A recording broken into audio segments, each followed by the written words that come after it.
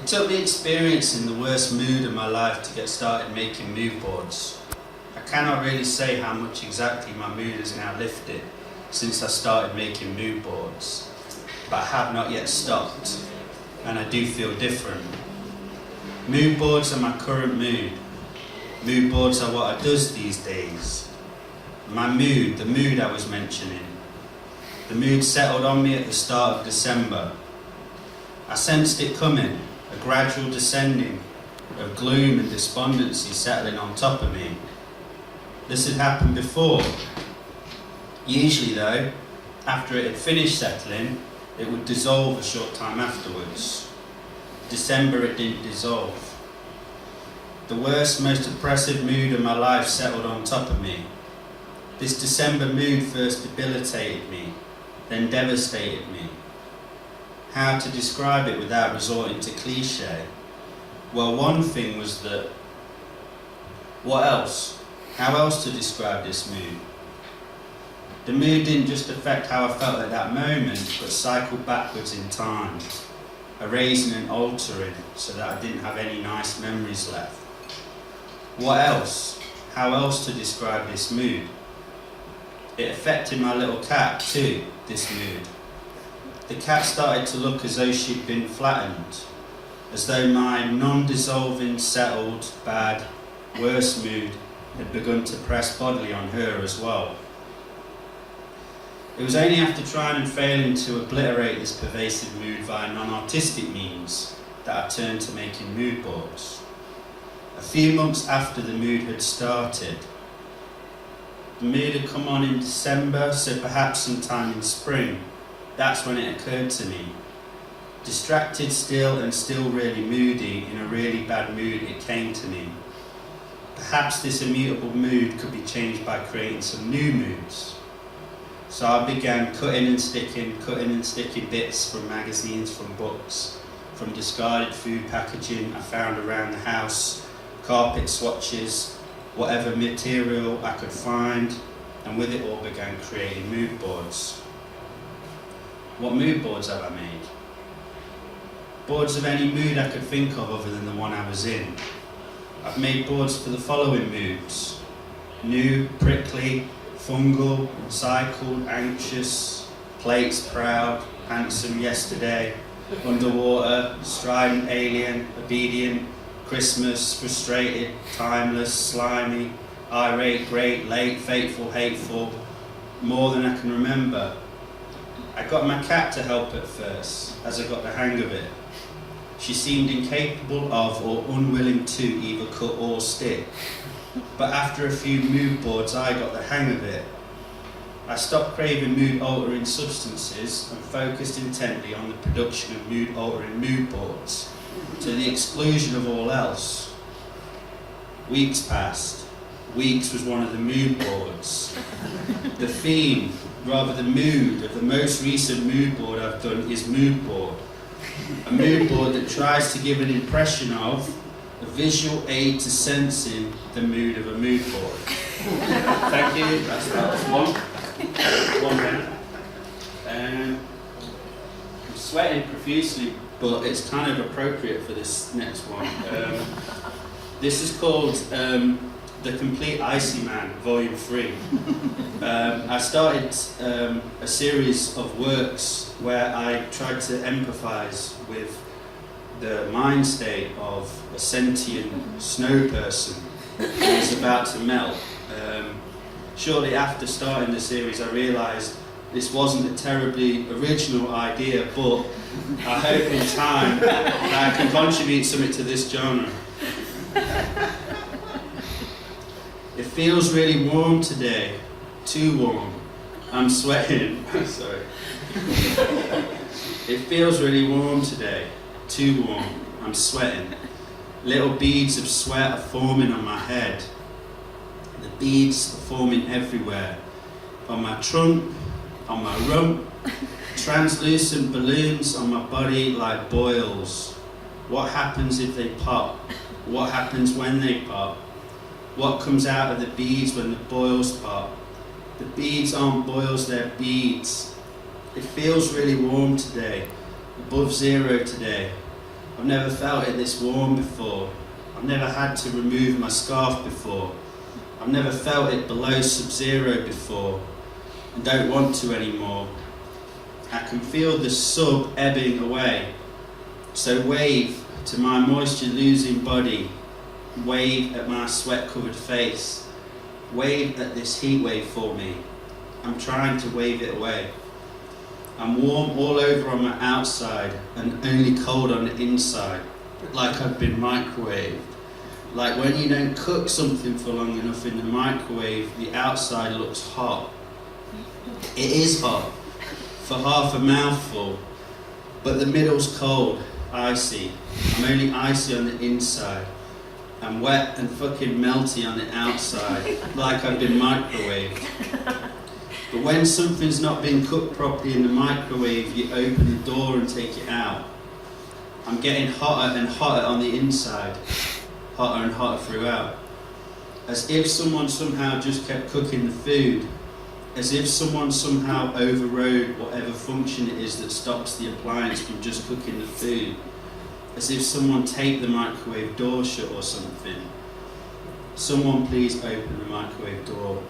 It feels really bright today. When someone opens the door of a microwave, the bulb goes out. The bulb's not going out. Someone please open the microwave door. It feels really warm today. It feels really bright today. I think Icy Man is going to die today. Icy Man is going to die today. Bring back the sub-zero. Some relief from this heat. Bring back the sub. I can no longer feel it in my base. Icy Man is visiting the angels, visiting the Cenobites. Perhaps my Cenobite outfit could be an elaborate fetish mask involving a fedora hat and a scarf and a carrot, or some sort of representation of a snow person being cooked incessantly in a microwave shaped like a coffin. The roads are melting. I'm melting too. Pour my remains into a blue plastic paddling pool, shaped like a shell. Close the shell.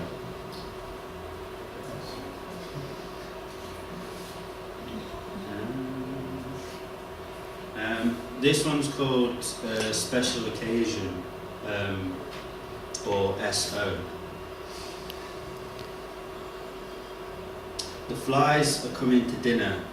I only wish we had more to offer. The flies are coming to dinner. We're getting thinner and they're getting bigger. Come to this special occasion, you might notice someone acting evasive. It isn't acting, they want to evade you, want to avoid interpersonal engagement. They always feel left out at special occasions, occupy themselves revising the playlist, putting their songs on, removing your favourites, outstaying their welcome by fucking ages. They'll decide whether or not the occasion is legitimately special. They'll decide whether or not they dress for it. The flies are coming to dinner. I only wish we had more to offer. The flies are coming to dinner. We're getting thinner and they're getting bigger. Bare, thoughtless people present at this occasion must have known of its function and didn't even mention, must have known it was a funeral and didn't even mention, should have known it was a funeral, dead body in a coffin. Bare thumping sounds from inside the coffin. Is that the bass or is that the sound of a live person going off in it? Is the body decaying? Is the body going off in it? Shout out to the deceased. Shout out to the deceased guest list. Shout out to each and every special occasion they've attended. They'll decide whether or not this occasion is legitimately special. They've decided this occasion is not especially special. I think there's something wrong with my food. It's inducing vomiting. Vomit induction on account of this undue celebration. Vomit production. Vomit production at your leaving drinks. The flies are coming to dinner. I only wish we had more to offer. The flies are coming to dinner, we're getting thinner and they're getting bigger. Fuck, you're leaving, drinks. Sad to hear you're leaving, drinks. Can't believe you're leaving, drinks. Can't believe you're only here for one more evening. Seeing as you're leaving, you at least owe us something. A dance with us. A dance with us to the end of love with us. Dancing in clothes no longer in fashion. Impeccable dance manners. Dancing like a skeleton animated for a second. Dancing like a skeleton. Curly straws as tendons. Umbrellas instead of legs on. And no fucking head on. Dancing like the right leg and left legs mixed up. Dancing like the right foot's tripping up the left foot. Dancing like the right foot's trying to fuck the left foot. Dancing like a quadruped. First time on two legs. Dance like a scarecrow that's come to life. And a magic spell had made it come to life. And the life spell didn't bind properly. And the disco's dance floor smells of flesh rotting. Spellbreaker. The flies are coming to dinner. I only wish we had more to offer. The flies are coming to dinner. We're getting thinner and they're getting bigger. I should mention, that wasn't me speaking, you know, I quite enjoy special occasions.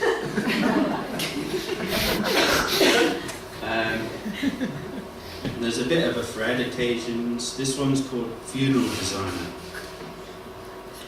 Wherever I'm at, I've got to be designer.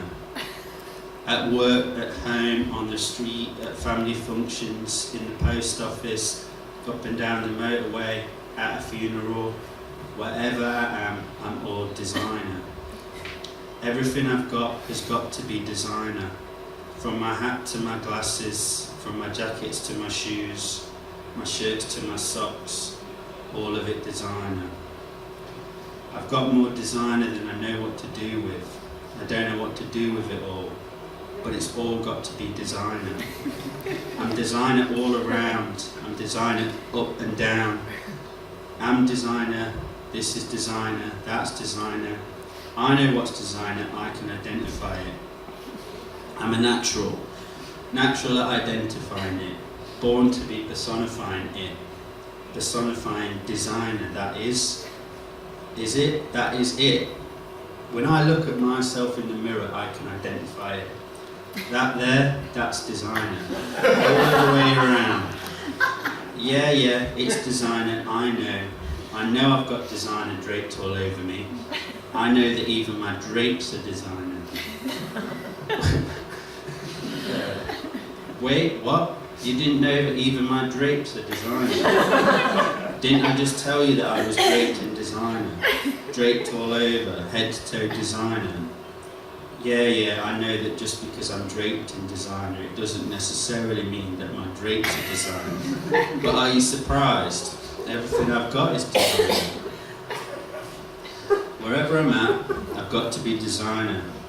At work, at home, on the street, at family functions, in the post office, up and down the motorway, at a funeral, wherever I am, I'm all designer. I'm designer beyond dispute. Can you dispute it? It is indisputable. I'm definitely designer, but am I a designer? Do I design or do I just do designer? I don't do designer, I am designer. It makes sense then that if I am designer, then I am a designer. So what do I design? I design everything. My work, my home, the streets, family functions, post offices, the motorways, a funeral. I designed a funeral just last month. Designed every inch of it. Designed from the ground right up to the ceiling, from the grass to the grave. From how we got there to ensuring that the event was well populated, buried rather than cremated, interred in a designer coffin, conveyed by a designer hearse, in case you were wondering. Wherever I'm at, I've got to be designer. At work, at home, on the street, at family functions, in the post office, up and down the motorway, at a funeral, whatever I am, I'm all design. That's it. Thank you.